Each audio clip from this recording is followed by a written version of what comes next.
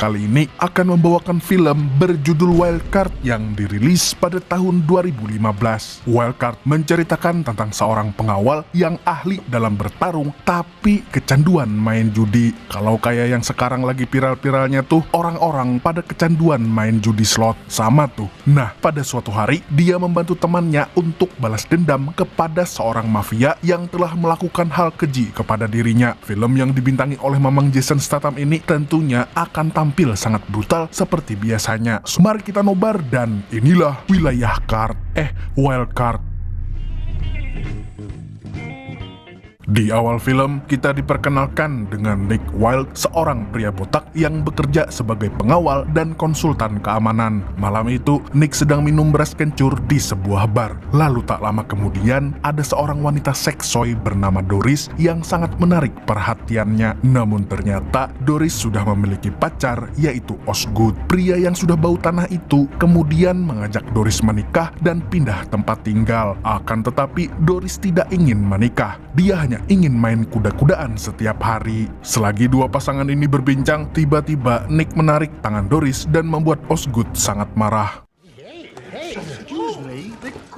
Ketika situasi semakin tegang, Nick sengaja menjambak rambut Osgood yang ternyata adalah rambut palsu. Nick pun tertawa terbahak-bahak melihat bagian depan kepala Osgood yang botak. Kan sama. Doris yang sudah tidak tahan akhirnya mengajak Osgood untuk pergi dari tempat tersebut. Tapi Nick justru mengejek Osgood hingga om-om satu itu merasa muak. Osgood pun menghajar Nick dengan gagahnya. And it isn't over till you say it is.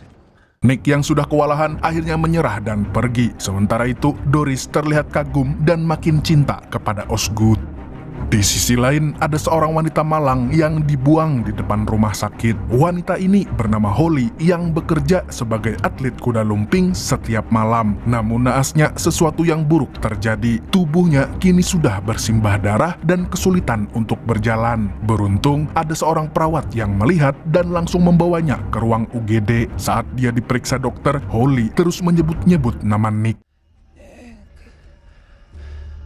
Keesokan harinya, Nick bangun tidur kemudian berangkat ke kantornya dan di sana dia sudah ditunggu oleh asistennya yang bernama Pinky. Lalu tak berselang lama ada seorang anak muda dari Nganju yang datang untuk menyewa jasa Nick. Anak muda ini bernama Cyrus Kinnick dan dia mengaku sebagai tukang judi yang hebat padahal usianya baru 23 tahun. Awalnya Nick ingin menolak pekerjaan ini karena dia sangat capek, tapi kemudian dia teringat masih punya cicilan motor dan utang ke warteg Mbok Inem yang membludak. Alhasil, dia pun terpaksa menerima tawaran si Cyrus. 7 o'clock, Mr. Kinnock. Setelah bertemu Cyrus, Nick langsung pergi ke sebuah kedai untuk sarapan. Namun saat memarkirkan mobilnya, Osgood tiba-tiba muncul dari belakang. Dan di sini terungkap bahwa dia adalah teman baik Nick dan adegan semalam hanyalah akting belaka agar Doris semakin mencintai si Osgood. Dengan senang hati, Osgood memberi bayaran $1.000 kepada Nick walaupun tarifnya hanya $500.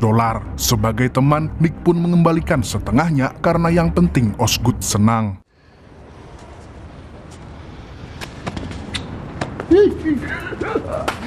Nick lalu masuk ke dalam kedai dan langsung disambut oleh salah satu pelayannya, yaitu Roxy. Wanita ini adalah teman baik Nick yang selalu siap membuatkan gado-gado kesukaannya. Sambil sarapan, Nick mengatakan kalau dia sedang butuh cuan sebanyak $500.000 untuk beristirahat selama 5 tahun di sebuah pulau. Namun tabungannya masih kurang banyak. $500,000 to buy me 5. Tak lama kemudian, Roxy mendapatkan sebuah telepon dari Holly yang ternyata juga teman dekat Nick. Dia ingin pria botak itu mengunjunginya. Tanpa berpikir panjang, Nick pun segera pergi ke rumah Holly. Setibanya di sana, dia sangat terkejut saat melihat temannya babak belur. Dia lalu bertanya, siapa yang tega melakukan hal kejam seperti itu? Holly pun menceritakan semua kejadiannya. Tadi malam, dia pergi ke hotel bernama Golden Nugget untuk melayani om-om. Namun ketika hendak pulang, dia justru dicegat oleh seorang jamet dan anak buahnya. Dia lalu diperkaos oleh si jamet dan dipukuli oleh anak buahnya.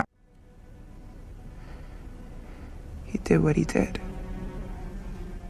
Holly yang tidak terima dengan perlakuan tersebut sangat ingin menuntutnya ke pengadilan. Akan tetapi, dia sendiri tidak tahu siapa nama jamet yang melakukannya. Oleh karena itu, dia meminta bantuan kepada Nick yang kenal dengan banyak orang di Las Vegas, termasuk para mafia. Nick awalnya menolak dan mengaku tidak punya kenalan yang bekerja di Golden Nugget, sehingga akan sulit untuk mencari pelaku yang memperkaos Holly. I don't have one contact there. Namun dia sebenarnya berbohong kepada Holly, dan di tengah perjalanan pulang, dia tiba-tiba berubah pikiran. Nick kemudian pergi ke Golden Nugget untuk menemui temannya yang bernama Millicent dan meminta bantuannya dalam mencari pelaku yang membuat Holly babak belur. Kebetulan dia bekerja sebagai tukang bersih-bersih di hotel tersebut. Tapi di samping itu, dia adalah orang yang punya banyak keahlian menggali informasi, dan karena punya utang budi kepada Nick, Millicent pun mau membantunya. You come down there about 4:15. Setelah Millicent selesai bekerja, mereka berdua makan bersama di rumah makan Padang sambil membicarakan pelaku kekerasan terhadap Holly. Di sini, Millicent memberitahu kalau pelakunya adalah Danny DeMarco, atau yang biasa dipanggil sudah jelas dia Samidi. Dia merupakan anak dari mafia asal Italia yang sangat berkuasa. Millicent pun memberi saran agar Nick tidak mengusik kehidupan mereka karena komplotan mafia itu sangat berbahaya. Do not with these guys. Mendengar penjelasan tadi, Nick pun kembali ragu. Dia tidak mau berurusan dengan para mafia. Nick pun akhirnya berbohong lagi kepada Holly dan mengatakan kalau Millicent gagal mendapatkan informasi tentang pelakunya. Namun ternyata Holly tahu kalau Nick sedang berbohong. Dia lalu mengatakan kalau dia selalu datang ketika Nick butuh bantuan. Oleh karenanya, Nick juga harus membantunya kali ini. And when you hit bottom, who climbed down there and found you?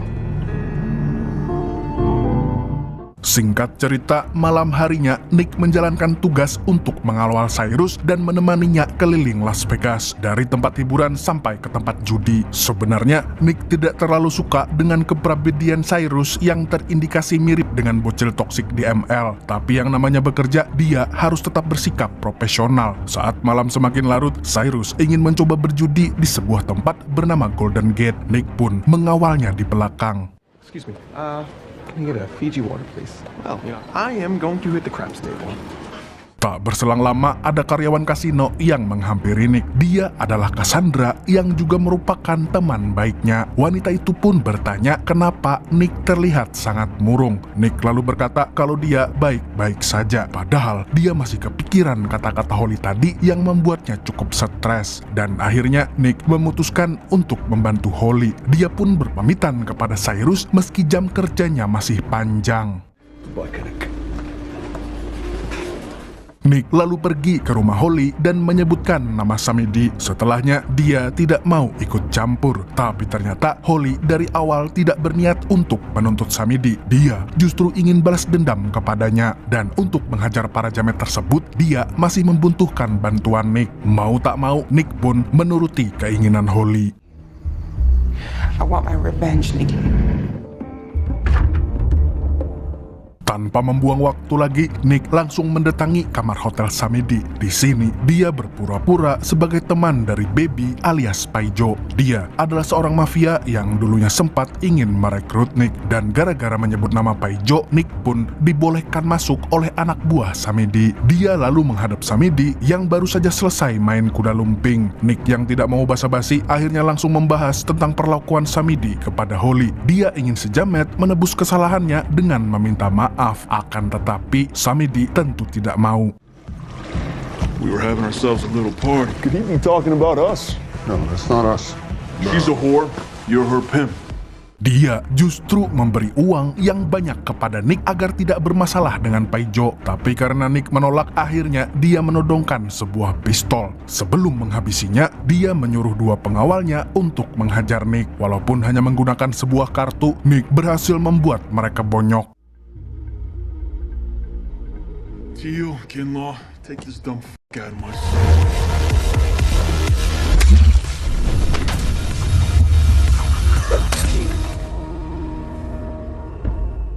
Setelah berbaku hantam, Nick mengikat mereka semua. Tak berselang lama, Holly pun datang ke kamar Samidi. Di sana, dia mengambil uang sejamet lalu memberikannya kepada Nick. Kemudian, dia menyiksa Nick dengan sebuah gunting. Secara perlahan tapi pasti, Holly mulai menguliti batang kejantanan Samidi. Bahkan, batang tersebut hampir terpotong habis. Samidi pun menangis kesakitan dan akhirnya meminta maaf kepada Holly.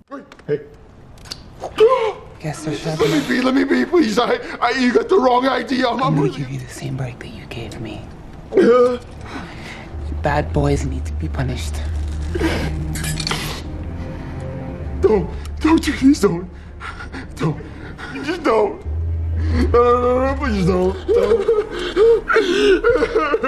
Setelah mendengar permintaan maafnya, Holly langsung berhenti dan keluar dari kamar Samidi. Nick pun memintanya segera pergi keluar kota sebelum para mafia mengejarnya. Nick juga membagi rata uang yang diambil dari kamar Samidi agar wanita itu bisa pergi ke tempat yang jauh. Di sisi lain, Nick berjudi dulu untuk memperbanyak uangnya. Setelah itu, dia akan meninggalkan Las Vegas untuk selamanya.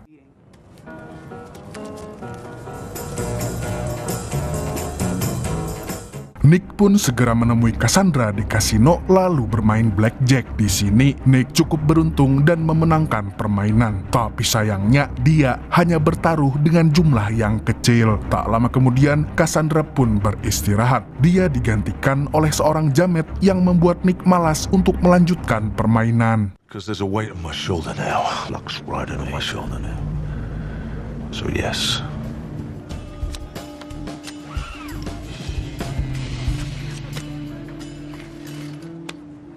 Here, Nikki. Nick kemudian memesan beras kencur lalu mengobrol dengan Cyrus yang ternyata masih nongkrong di dalam kasino. Namun setelah minum-minum, tiba-tiba Nick berhasrat untuk main blackjack lagi. Dia akhirnya mendatangi bandar yang menggantikan Cassandra lalu bermain dengannya. Dan tidak disangka-sangka, Nick menang dengan sangat mudah. Dia menghasilkan ratusan ribu dolar hanya dalam waktu yang singkat.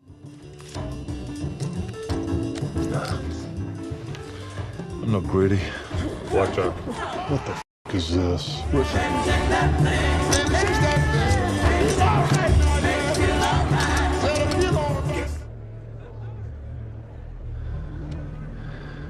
I'm over 500.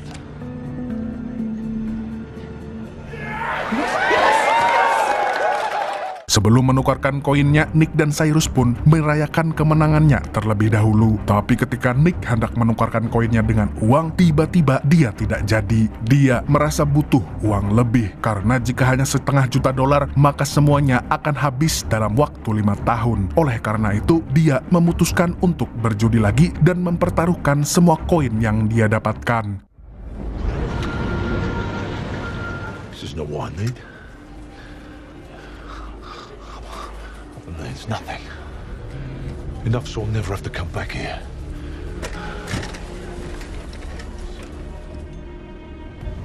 You've got it. Kali ini bandarnya adalah Cassandra yang baru saja kembali setelah beristirahat. Sialnya, keberuntungan Nick sudah habis. Dalam satu kali putaran, dia langsung kalah telak. Alhasil, semua uangnya pun diambil oleh Cassandra. Dan sekarang, Nick sudah resmi menjadi gembel karena sudah tidak punya apa-apa. You should have stood, Nikki. No big deal. Nick pun langsung melampiaskan kemarahannya sambil minum-minum. Namun karena kebanyakan minum beras kencur, dia mulai kehilangan kesadaran hingga akhirnya jatuh pingsan. Singkat cerita, keesokan paginya dia terbangun di ruangan VIP setelah ditolong oleh Cyrus. Di sini, Cyrus akhirnya berkata jujur tentang tujuannya menyewa Nick. Dia sebenarnya bukan seorang penjudi, tapi seorang ahli komputer yang sangat kaya raya. Dan tujuannya menyewa Nick adalah karena dia ingin menjadi orang yang berani. Dia bahkan siap membayar uang liburan Nick jika pria pelontos itu mau mengajarinya jadi jagoan. Akan tetapi, Nick justru menolaknya mentah-mentah. Help me with what? Why do you think you stay here? You hate it so much, it's the only place. Well, I am my past, Cyrus. Go on your own. Nick kemudian keluar dari ruangan VIP dan kembali minum-minum di bar. Tapi tak berselang lama ada dua anak buah Samidi yang memaksanya untuk keluar. Nick yang pikirannya sedang kacau akhirnya membrutal lagi.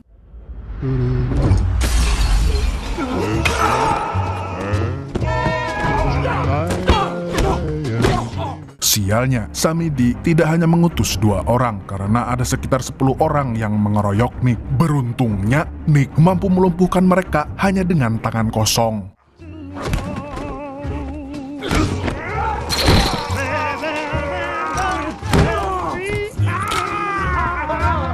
Tapi tak lama kemudian, Nick didatangi oleh anak buah Paijo yang diperintahkan untuk membawanya. Nick pun bersedia menemui mafia tersebut karena dia pernah kenal baik dengannya. Setibanya di tempat Paijo, Nick diajak untuk bertemu Samidi. Paijo ingin membuktikan apakah Nick benar-benar menghajar Samidi hingga babak belur. Jika terbukti, maka Paijo akan membunuhnya karena nama baiknya ikut tercoreng gara-gara si Nick. Witness claims that someone was you to see DeMarco. I have to find the truth. Singkat cerita, Nick pun berhadapan dengan Samidi untuk menceritakan kejadian yang sebenarnya. Tapi di sini, Samidi tidak mengatakan yang sejujurnya. Dia malah menuduh Nick dengan mengatakan kalau si botak telah menembak mati anak buahnya. Mendengar itu, Paijo pun tidak percaya sebab dia sudah mengenal Nick dari lama. Paijo lalu memberitahu Samidi bahwa Nick tidak pernah bertarung menggunakan senjata, yang artinya Samidi telah berbohong. Use a gun. Nicholas never does. Kemudian, Nick juga mengungkap kalau dia melakukannya karena ingin membantu Holly balas dendam atas perlakuan Samidi yang sangat keji. Nick lalu meminta Samidi untuk membuka celananya agar Paijo bisa melihat bekas luka di batangannya. Hal tersebut akan membuktikan kalau yang memulai masalah ini duluan adalah Samidi. Akan tetapi, Samidi tidak mau membuka celananya karena dia malu. Alhasil, Paijo pun memihak Nick dan langsung mengusir Samidi dari tempatnya. I'm gonna see you real soon. Paijo lalu melepaskan Nick dan menyuruhnya untuk pergi jauh. Namun, Nick sudah pasrah. Dia akan menerima risiko karena telah berurusan dengan Samidi. Dia juga tahu kalau sejamet tidak akan tinggal diam. Setelah pulang dari tempat Paijo, Nick memutuskan untuk mengunjungi kedai langganannya. Dan di sana, dia ingin sarapan untuk yang terakhir kalinya karena bisa jadi dia mati dalam beberapa jam ke depan. Di dalam kedai, dia bertemu lagi dengan Cyrus yang hendak berpamitan dengannya. Anak muda ini juga memberikan hadiah kepada Nick karena merasa sudah dibantu selama ini. Dan hadiahnya adalah tiket pesawat menuju Korsika dan sebuah cek senilai $500.000. Tapi sayangnya, Nick tidak punya banyak waktu. I'm being murdered any minute. Tak berselang lama, Samidi dan anak buahnya pun masuk ke dalam kedai. Melihat para jamet itu, Cyrus tiba-tiba refleks bernyanyi lagu judi milik Bang Haji Roma Irama untuk mengalihkan perhatian. Hal ini pun dimanfaatkan Nick untuk kabur. Nick lalu bersembunyi di atap kedai. Kemudian dia mendengar kalau Samidi juga akan membunuh Cyrus. Alhasil, Nick pun langsung keluar dan menyerang para jamet tersebut.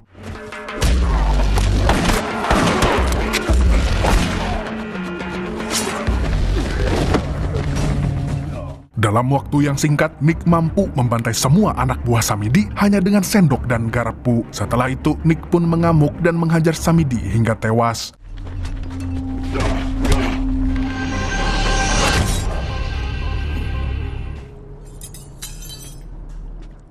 Di akhir film, Nick berniat untuk segera pergi dari Las Vegas sebelum antek Samidi yang lain berdatangan. Namun, Cyrus kembali menghampirinya. Dia lalu memberikan tiket dan ceknya agar Nick bisa berlibur. Awalnya, Nick menolak, tapi pada akhirnya dia mau menerima kebaikan Cyrus. Di sisi lain, Cyrus juga berterima kasih karena berkat Nick, dia jadi orang yang pemberani. Lalu, film pun tamat dengan happy ending.